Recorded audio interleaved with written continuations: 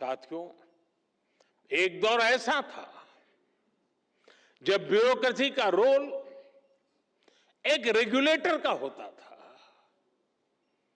जो इंडस्ट्रियलाइजेशन और एंटरप्रेन्योरशिप की स्पीड को कंट्रोल करती थी।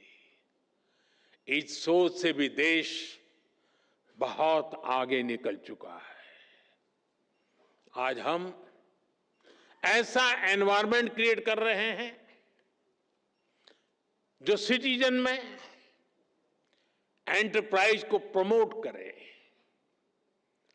और उन्हें हर बैरियर को क्रॉस करने में मदद दे। इसलिए सिविल सर्विस को एनेबलर बनाना होगा, सिर्फ रूल बुक के कीपर के रूप में ही नहीं, बल्कि ग्रोथ के फैसिलिटेटर के रूप में अपना विस्तार करना होगा। मैं आपको एमएसएमई सेक्टर का उदाहरण दूंगा। आप जानते हैं, देश ने मिशन मैन्युफैक्चरिंग शुरू किया है।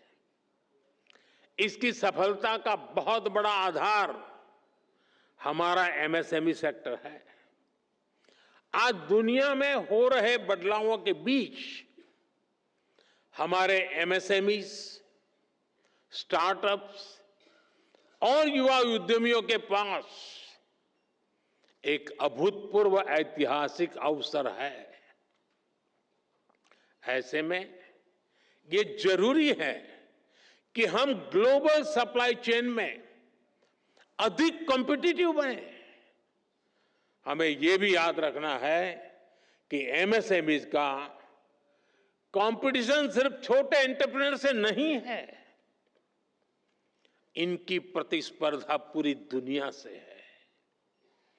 अगर एक छोटे से देश में किसी इंडस्ट्री के पास हमसे बेहतर ईज ऑफ कंप्लायंसेस है, तो वो हमारे देश के स्टार्टअप का ज्यादा मजबूती से मुकाबला करेगा।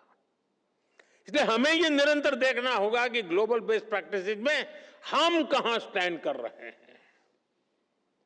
भारत के इंडस्ट्री का लक्ष्य अगर ग्लोबली बेस्ट प्रोडक्ट बनाने का है, तो भारत की ब्यूरोक्रेसी का लक्ष्य दुनिया में सबसे best ease of compliances environment देने का होना चाहिए।